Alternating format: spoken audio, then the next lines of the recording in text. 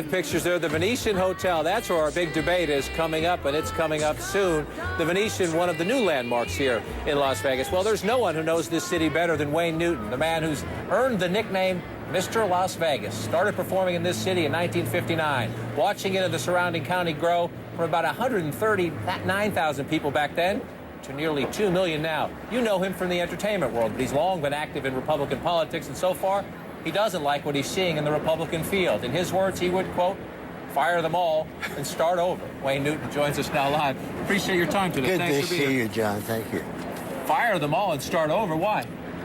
I feel like that our politicians on both sides, this is nonpartisan, both sides have lost contact with the American public.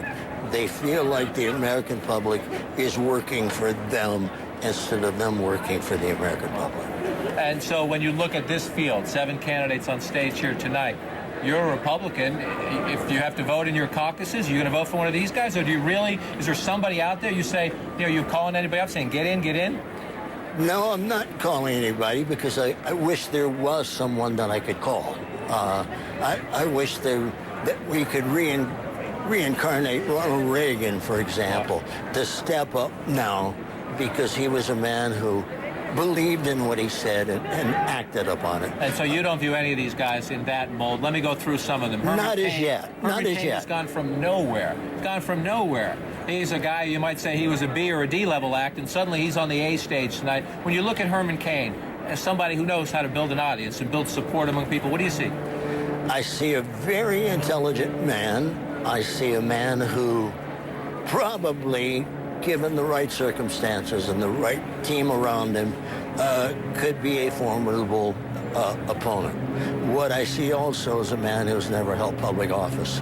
And I believe that in itself could be enough to take some tarnish off of his rise. As a man who's known presidents, does that worry you? Yes, all we have to do is look at our current president and know what that brings us. And so we are in the state. It's this beautiful city here, and you see these nice crowds here all cheering for you here. We're also in the state that has the highest unemployment rate in the country. It's had a devastating housing crisis. When you're in that room listening to these guys tonight and you're going to go to the debate, what are you looking for in terms of how are you going to help with the economy? I'm looking for the person who has the power of his convictions, who is not looking to some very special interest group, who's not looking to the Hispanics, the blacks, the whites, the reds. I'm looking for a man who's interested in the people of the United States, because in my opinion, which I respect, that is the one place all the politicians are missing today, including our current president. They are so inundated with acts of the past, the way politics have been practiced in the past, that they're all going down that same road. And I believe that the American public, at least those I talk to, just want somebody to stand up and say, this is what I believe in, this is how we get it done. Sure, it's going to hurt, but it's going to benefit everybody. When you talk about what you believe in, you're a Republican, a conservative, and yet in the last election here, the Senate election, you supported Harry Reid over his opponent, the Republican Tea Party candidate Sharon Angle. Why? What made Wayne Newton say, I'm going to go outside of my box and support Senator Reid? For the same reasons that I just expounded upon. Harry Reid I have known for 30 years. He's a man who believes in what he says. He's a man that when you go to him with a problem, let's talk about, for example, Yucca Mountain, when everybody, including George W. Bush, whom I have great deal of respect for, voted to send all the nuclear waste to Yucca Mountain. It was Harry Reid who stopped it. So when it came to being a Nevadan, he stepped up. So that was all politics is local? Yes, politics and friendship, and the fact that if he says something that I disagree with philosophically, right?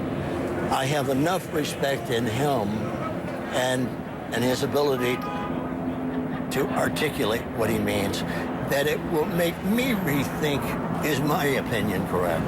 And I think that's all anybody's asking for. for you to be successful, as long as you have been, you have to be a pretty good politician, not just a good entertainer, but you have to change as the times change, as the audience changes, as the technology changes and everything. So help these guys out. They're entertainers too. They're on the other side of it. They're trying to get votes. You're trying to build an audience and build a fan base. Help them out. What would your advice be to these guys? My advice would be to wait till the plane goes. You know the value of microphones. We can get you right over that plane. My advice would be to forget the last week of sitting in rooms and having people play the roles of these other candidates so that they could jump in and be cute or be smart. Go out there and connect with the people. Go say what you mean and mean what you say. And so you're not happy with this field.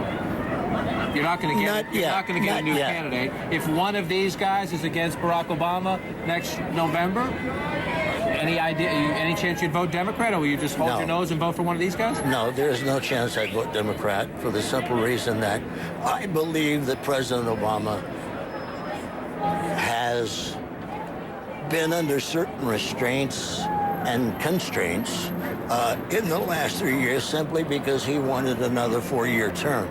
Now, considering what he's done with the bailout, considering what he's done with Obamacare, considering what he's done with all those things, imagine if those constraints and restraints didn't apply and you didn't have to worry about running again in 4 years. Right. So the whole health issue is quite simple for a president and also Congress and Senate. And that is, give us the same thing they have.